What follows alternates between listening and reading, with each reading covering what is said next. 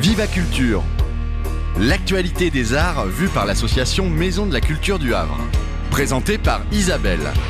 Viva Culture, l'émission de la culture dans toutes ses découvertes. Bonjour à toutes, bonjour à tous et bienvenue dans Viva Culture. Aujourd'hui c'est l'instant poésie. Mathieu Amance nous parle de Erico, qui est slammer, poète. Il a réalisé 3 recueils de poésie, 2 disques solo, plus un disque avec le collectif Slam Eton, et il est l'un des personnages principaux d'un documentaire de Mathieu Simon. Quant à moi, je m'entretiens avec Emmanuel Pascal Falala à l'occasion d'un grand concert le 29 novembre à 20h au THV. Ce concert est donné à l'occasion des 30 ans de l'ensemble vocal Impression. Alors Emmanuel Falala, c'est une figure du Havre, elle a été professeure de musique de 1977 à 2011 à Raoul Dufy et elle est surtout chef de chœur, ses parents étaient musiciens et elle a découvert toutes les émotions du chant choral grâce à un professeur, Jean Souris, qui était directeur de chœur, créateur, fondateur de plusieurs chœurs d'ailleurs en France. À l'origine organiste, il était devenu chanteur et grand pédagogue. L'instant poésie. L'instant poésie. L'instant poésie. Par Mathieu Amance.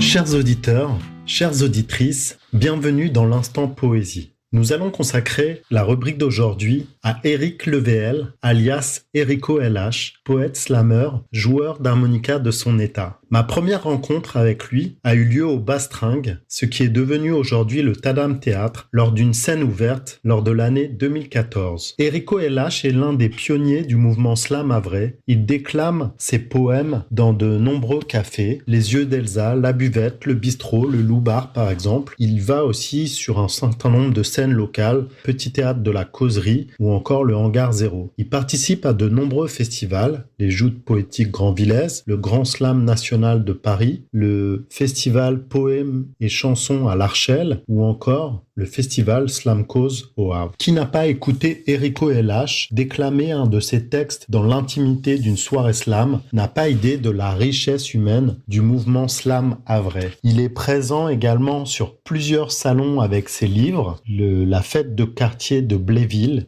où il est présent chaque année. Sa poésie, faite de mots simples, développe une pensée profonde et universelle qui invite chacun d'entre nous à tendre vers l'essentiel et la positivité. Une philosophie de vie faite d'humanité et de simplicité qui tend vers le bon et la lumière et fait du bien à entendre et à éprouver. Je vous propose tout de suite d'écouter un premier extrait qui s'appelle « L'effet poétique » et qui est présent sur son dernier CD, Pi. Il est accompagné de Didier Périgaud qui a composé la musique.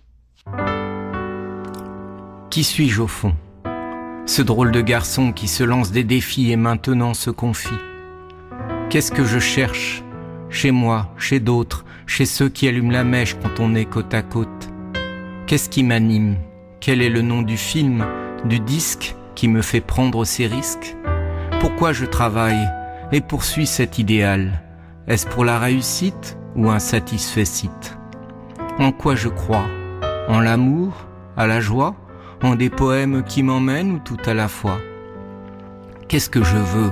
Pourquoi je lutte ? Quel est l'enjeu ? Quel est le but ? Quel est le sens ? Pourquoi je pense dans une vie de poète où je me projette ? Pourquoi je slame devant des groupes alors que mon âme, ça lui coûte ? Question tragique, métaphysique, tout m'indique, c'est mon choix. Pour qui ? Pourquoi ? Mais soudain, je suis ému au fond de moi. Je me sens vivre ma foi. Ce sentiment-là, son effet, c'est ça. C'est ça qui me tient. Oui, c'est ce que je vise. Cette sorte d'emprise, cette bonne surprise, ce silence d'église où je me sens libre. C'est beau, ça me délivre, ça me fait chaud, ça vole haut, plus haut. Ça me coince la voix, c'est plus que sympa, ça va au-delà. Ça me charme, me rend heureux jusqu'aux larmes dans les yeux. ça prend aux tripes, c'est intense, magique, c'est ça la récompense. C'est profond, profond, fini les questions, l'ambition, les réflexions sur les actions. C'est la délicieuse rencontre des émotions qui remontent avec le temps extatique. C'est l'effet poétique.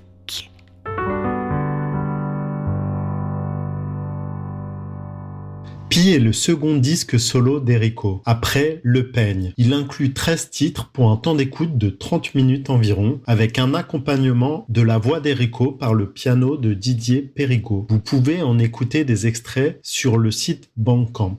Erico LH, dans son identité civile d'Éric Levéel, a également signé 3 recueils de poésie. La vie qui me va et Les rêves du zèbre, publiés respectivement en 2018 et 2020 chez Edilivre, ainsi que son dernier ouvrage Lumière sensible, publié en 2022 chez l'éditeur Au gré des plumes. Dans ces textes, on découvre chez Erico son univers, son goût pour les voyages, sa vision de la société, son regard sur le monde contemporain et sa sensibilité qui ont fait de lui un être à part, doué pour le slam et la poésie. Il a aussi été avec Marion Bigot-Flambard de l'association Valgood, l'un des 2 personnages principaux du documentaire Les meilleurs poètes ne gagnent jamais de Mathieu Simon, un film de 52 minutes produit par Pays des Miroirs, diffusé sur France Télévisions en 2019 et encore aujourd'hui accessible en format DVD. On y découvre notamment le coup de foudre d'Éric Levéel pour l'œuvre du poète Victor Hugo, dont il dit lui-même qu'elle lui servira de déclic pour se mettre à l'écriture poétique et au slam. Erico sera en retraite le 1er avril 2024. Je vous jure, ce n'est pas une blague. Ça sera donc l'opportunité pour lui de s'adonner encore plus au slam et à la poésie. Mais Erico se passionne également pour la chanson française. Il est l'auteur notamment d'une reprise de Bourvil en duo avec la chanteuse havraise Hélène Furcage. Il n'est pas rare non plus de l'entendre entonner des airs à l'harmonica quand l'occasion se présente.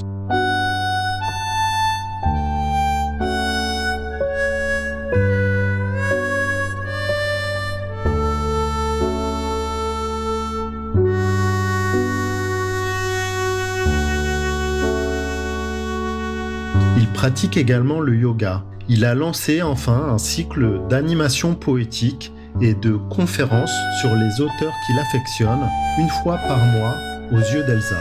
Enfin, Erico a participé au projet Slameton avec d'autres slammeurs que sont Brice et Karine, ainsi qu'un musicien DJ, JP Laeli. Cela a donné naissance à un CD de 21 titres, ainsi qu'à un spectacle musical avec musique électronique, percussion et guitare pour accompagner les voix de nos slammeurs. Je vous propose donc, pour conclure cette chronique, d'écouter L'Homme Poulpe, issu du CD de Slameton, où la voix d'Erico est accompagnée et illustrée de la musique électronique composée par JP Laeli. Bonne écoute et à bientôt. L'homme poulpe. J'ai entendu à la radio que les poulpes étaient très intelligents. Alors j'ai couru sur Internet et là j'ai vu des poulpes jouer, manier des outils et résoudre des problèmes en laboratoire. Ils savent par exemple ouvrir un bocal dans lequel il y a un crabe. Pour résoudre les problèmes nouveaux, l'homme d'aujourd'hui a du boulot. L'homme de demain, lui, on verra bien, mais je lui souhaite bon courage. La météo, l'écologie, la société, tout est en voie de péricliter. Il est temps de prendre un virage. Allons, tournons la page. On a besoin d'un nouveau chemin. Y en a-t-il un ? Il y a urgence de faire preuve d'intelligence. Pour l'homme à la dérive, quel modèle suivre ? L'intelligence de demain, où est-elle enfin ? Moi, je la vois venir des fonds marins, cette intelligence qui vient, avec ses 3 cœurs d'airain. Oui, 3, pas un de moins. Osons nous rapprocher d'elle comme d'un nouveau concept. C'est une recette bien réelle, pas ennuyeuse, prometteuse. Oui, tout au fond des océans, rempli de secrets troublants, avec 3 cœurs, 8 tentacules, qui devant rien ne recule, vit ce qui peut sauver l'humain. Oui, dans l'océan, dans les abysses étonnants. Sautons dans le bain. Suivons cet être exemplaire, ce céphalopode pour nous, un truc de fou qui a de quoi plaire. Ce pourrait être un modèle pour une plus belle existence qui épanouit la connaissance, la conscience, le bon sens. En route la troupe, grouillons-nous, ça brûle, immergeons-nous les cellules. 3 cœurs, 8 tentacules, 9 cerveaux, ce ne sera jamais trop pour l'homme nouveau. En route la troupe, et en avant toute. Fini la guerre, la misère, le cancer, les déchets nucléaires. Quand l'homme s'éclaire à la lumière du poulpe.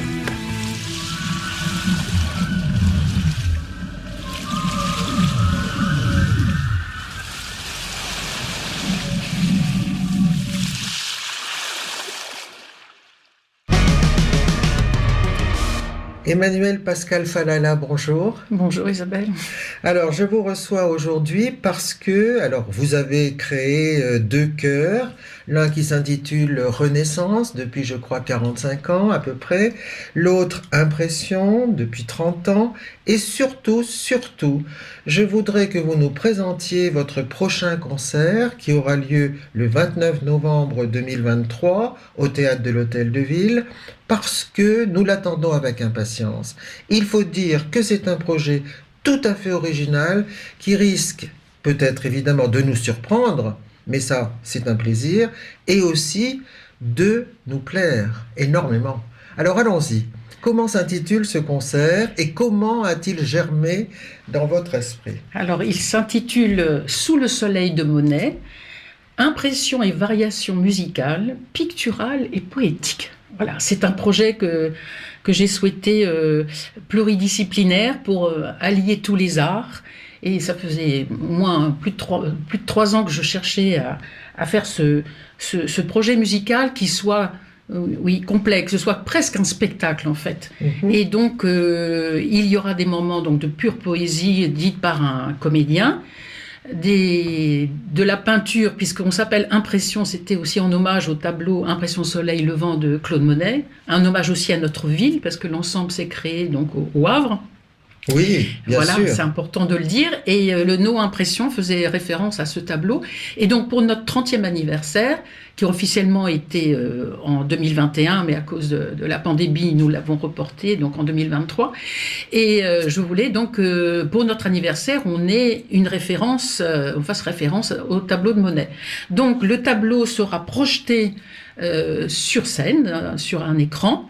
Et en alternance avec le tableau de Claude Monet, nous aurons la vue sur la création de 3 peintures qui seront faites par 3 peintres de l'association du peintre et du sculpteur havrais. Oui. Et donc, il y aura un aquarelliste, quelqu'un qui fera de peinture acrylique et l'autre du pastel. Oui. Et ils vont faire une variation picturale sur Impression Soleil Levant de Monet. Mais c'est tout à fait intéressant. Ben, on espère, Mais oui. on va y arriver. Donc créé en direct et en public. Voilà, les peintres sont en direct, ils peignent en direct. Oui. Et à la fin du concert, on verra une ébauche qui aura un peu évolué. Et nous, pendant ce temps-là, le chœur donc chante du répertoire qui est en relation avec les thèmes qui sont évoqués sur le tableau de Monet. Et pour relier tout, j'ai imaginé que ça se passe sur une journée, donc c'est la nuit. Le matin, c'est Claude Monet qui se lève et qui voit à la fenêtre de l'hôtel de l'Amirauté, il voit le port du Havre avec ses bateaux. Oui. Donc on va évoquer le matin.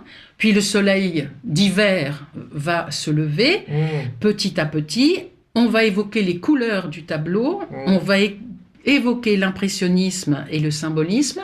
On va évoquer le soleil, puis le soleil couchant et le soir. Donc c'est l'histoire d'une journée en rapport avec le tableau Impression Soleil Levant. Oui, et dans ce chœur, je crois, vous avez combien de choristes? 25? Oui, 25 à peu près. Voilà. 25 à peu près. Mais on fait surtout du répertoire a cappella ou avec un seul instrument. C'est un chœur de chambre en fait. Oui, mais c'est un répertoire difficile alors. C'est un répertoire difficile. Oui, alors On essaie d'alterner toujours répertoire, je veux dire, plus classique et répertoire plus contemporain, mais j'ai une petite faiblesse pour des œuvres pas très connues. Oui. Et là, dans ce concert, c'est sûr qu'il va y avoir des nouveautés parce que nous avons 2 créations musicales, 2 auteurs, Patrice Bernard et Emmanuel Dacosta, qui ont composé pour nous sur le thème. Pour vous, voilà, directement. on va faire 2 créations. Donc il y a les créations picturales, mais il y aura aussi des créations musicales, puisque nous allons chanter 2 œuvres qui n'ont jamais été données. Une création mondiale. Et voilà, une Voilà. création mondiale. Oui, c'est une... Et puis on a aussi, j'ai oublié d'en parler, dans la poésie, on aura des poètes connus comme Baudelaire, Verlaine, Rimbaud, etc. Mais on aura aussi une création de Yolande Simon, Oui. à qui j'ai demandé un poème sur le tableau Impression Soleil Levant. Donc il nous a fait une ode très très belle, qui sera dite par le comédien. Ouais. Donc on a aussi une création poétique. C'est ça. Et dans les auteurs, il y a des auteurs, en plus de 2 contemporains que je viens de vous citer, il y aura aussi Philippe Hersan, qui est un compositeur que j'adore, qui est un compositeur actuel, mais très belle musique. Oui. Il y a aussi Isabelle Aboulker, qui est une femme compositrice qui adore le chant et la prosodie et la poésie. Donc voilà, je l'ai rencontrée, c'est une femme extraordinaire. Donc on aura beaucoup de plaisir à chanter une œuvre qu'elle avait écrite d'ailleurs pour l'association Un Cœur Joie Normandie en 2017, quand on a fêté les 500 ans du Havre. Voilà, on avait fait Et vous allez chanter combien d'œuvres? 15. 15. Et il y aura à peu près 13 poésies qui vont être lues, Oui. dites C'est pendant ça, le concert. c'est ça. Voilà. C'est un spectacle total. Voilà, vidéo, Oui. poésie, peinture, musique. Ah oui. Avec en plus 2 pièces pour piano solo avec Elisabeth Lecoq. Oui. Elle jouera Reflet dans l'eau de Debussy Oui. et La Colombe de Messiaen, parce que Messiaen était le compositeur inspiré par la couleur. Oui. Et La Colombe évoque la couleur orange. Ah oui, c'est ça. Comme le soleil. Comme le soleil, effectivement. Oui. Donc c'est un grand événement que vous On nous espère, voilà, prédisez. Oui. Voilà, c'est beaucoup de plaisir parce que voilà, ce sont que des belles musiques et des belles poésies et la peinture, voilà, c'est. C'est-à-dire que, est-ce que là, avec ce cœur, précisément Impression, vous en restez aussi un petit peu au patrimoine classique Alors, le le chœur de chambre, alors j'aborde assez peu le répertoire baroque. Je l'ai fait, on a fait du Bach, on a fait du Handel, on en a fait. J'ai fait aussi un petit peu de musique de la Renaissance. Oui. Alors ça dépend des thématiques des concerts. Ça nous est arrivé, par exemple, d'évoquer l'Espagne et de partir de la Renaissance à nos jours. C'est vrai que par goût, j'ai plutôt tendance à préférer la musique du 19e, d'autant que dans le répertoire profane, il y a très peu de répertoire, notamment français, parce que après la Révolution française, si vous voulez, il y a eu une coupure dans la production de la musique chorale. Et c'est surtout au 19e que le chant choral reprend des couleurs, en fait. Et comme nous, on est un petit groupe, on fait un petit peu de musique sacrée, mais très peu avec instruments. Voilà. Et j'essaye d'alterner des compositeurs connus comme Debussy, Fauré, Saint-Saëns, avec des compositeurs plus contemporains. Mais après, par exemple, en 2022, on a fait de la musique américaine du 20e et du 21e siècle, donc très très différentes. Et puis là, au mois de juin, on fait un autre concert où ça va être que de la musique inspirée par le répertoire orthodoxe. On fait un concert en gros autour de l'Ukraine, donc il va y avoir des chants de l'Estonie, Pologne, Russie, et puis Ukraine évidemment. Voilà. C'est-à-dire que vous avez 2 projets, transmettre évidemment le répertoire classique, on va dire, mais aussi faire découvrir. Oui, j'aime bien faire découvrir aux choristes un répertoire méconnu et aussi au public parce que voilà, j'ai besoin de partager l'art, la beauté de la musique dite classique, même si elle est contemporaine, au public, parce que je trouve que voilà, on l'oublie un peu maintenant, on n'écoute plus beaucoup de de répertoire comme ça. Mhm. La musique classique repart dans des pensées un peu de l'élitisme. Et moi, je suis plutôt dans dire, la musique pour tous, mais de qualité, un peu dans le système de Jean Villard, la musique accessible. Oui, voilà, c'est ça. Faire accéder l'art à tout le monde. C'est ça, à tout le monde. Et l'association Accorgeois dans laquelle je milite, je vais dire, défend ça aussi. C'est la pratique culturelle offerte à tous Voilà. pour, au plus près, côtoyer l'œuvre d'art, Voilà. pour se l'approprier et l'apprécier. Oui, et ne pas s'en juger, ni éloigné, ni incompétent ou incapable Voilà. de réception et Voilà. d'émotion. Il faut dire que vous avez ressenti, vous très jeune aussi, cette émotion grâce au chant.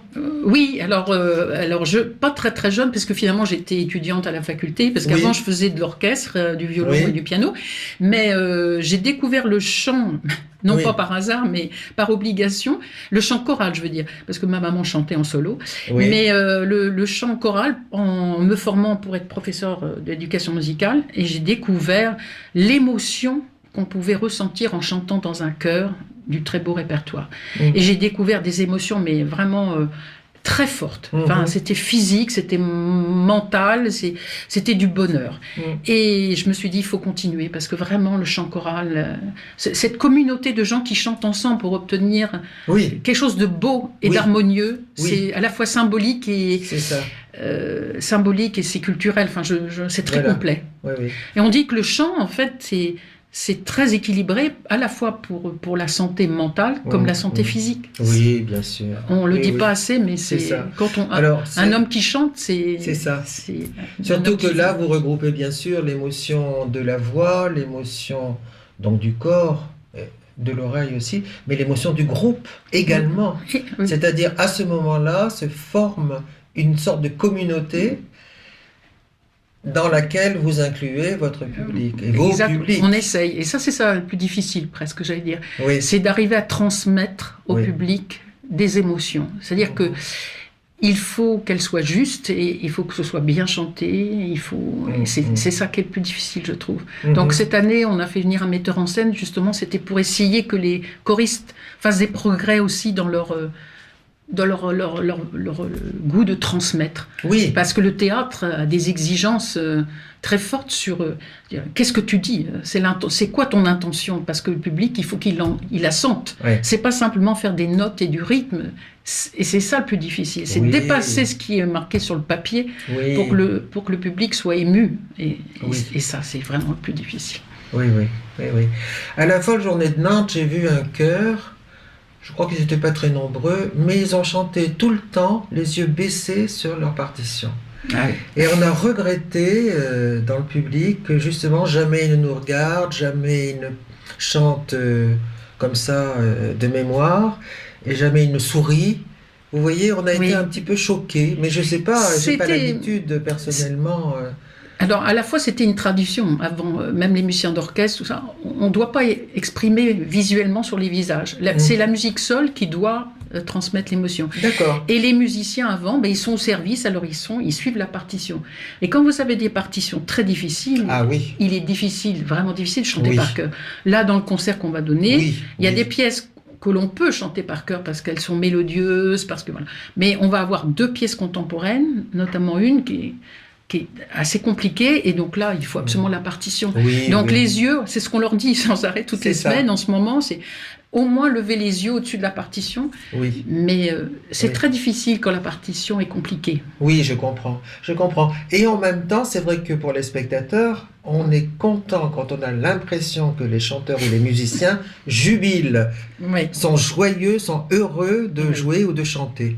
Et ça, on le sent, nous, en tant que public. Mais je sais, ouais. C'est Oui. ce qu'on essaie d'expliquer, mais Oui, il oui. faut tellement être à l'aise par rapport à la partition, avoir confiance en soi, Oui. pour lâcher, se dire, voilà la partition, oh là là, attention là, il faut que mon entrée, Oui, elle bien est là, sûr. Oui. attention là, oh, faut pas que j'oublie le dièse ou le bémol.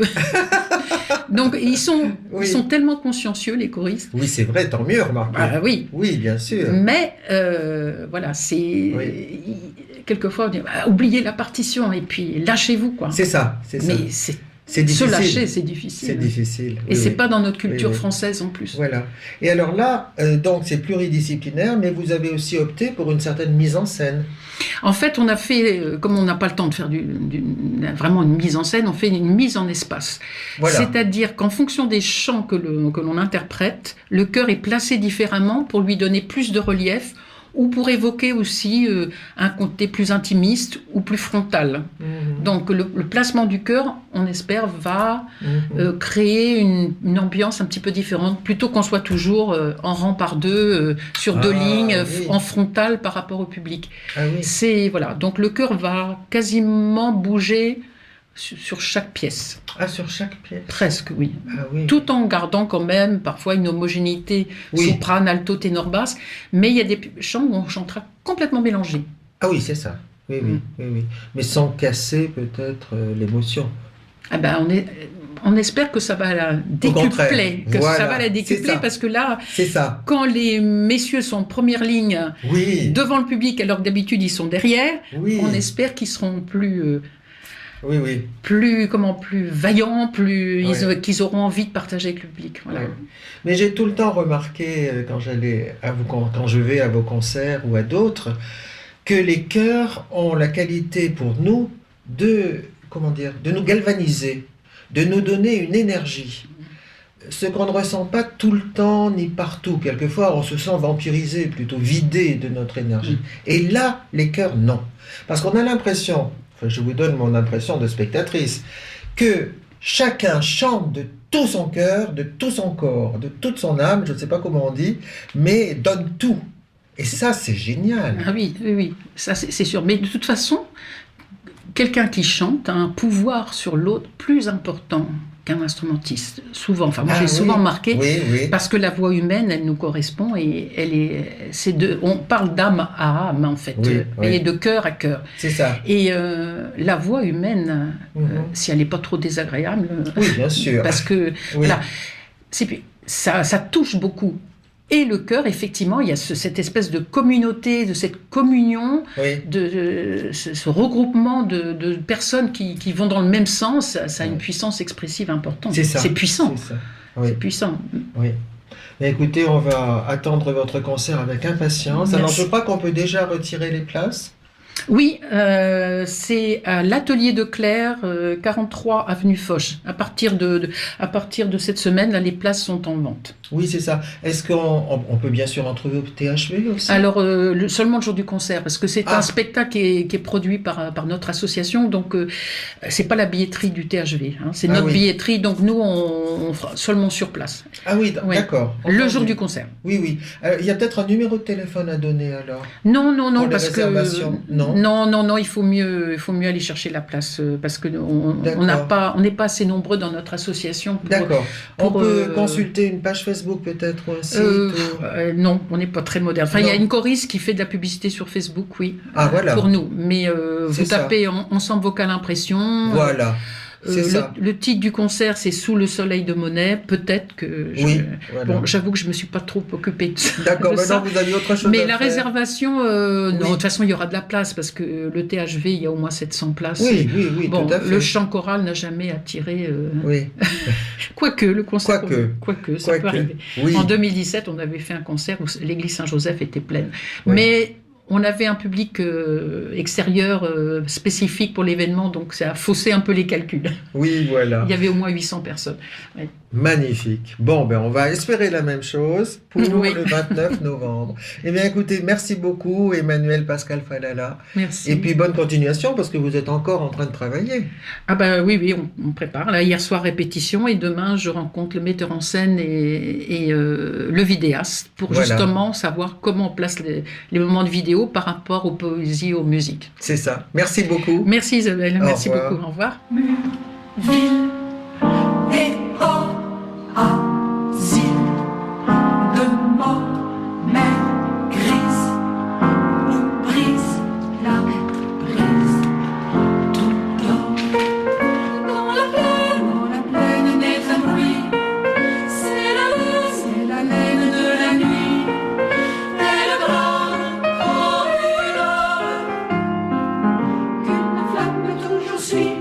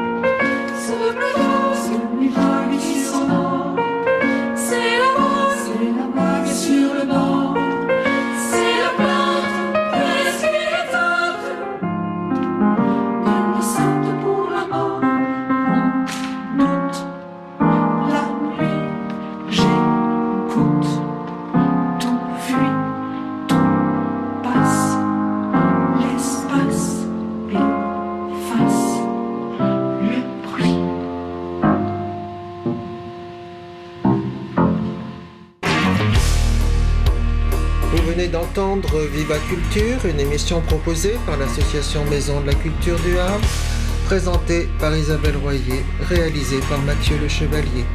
À notre agenda culturel, je vous recommande chaudement la nouvelle exposition au MUMA, Itinéraires abstraits, car le musée nous propose de découvrir l'abstraction et son émergence. Effectivement, elle dialogue avec les mouvements d'avant-garde de la fin du 19e siècle, qui forment le cœur de son parcours permanent, puisque cette exposition nous propose donc 80 œuvres rarement montrées qui retracent une histoire subjective de la non-figuration.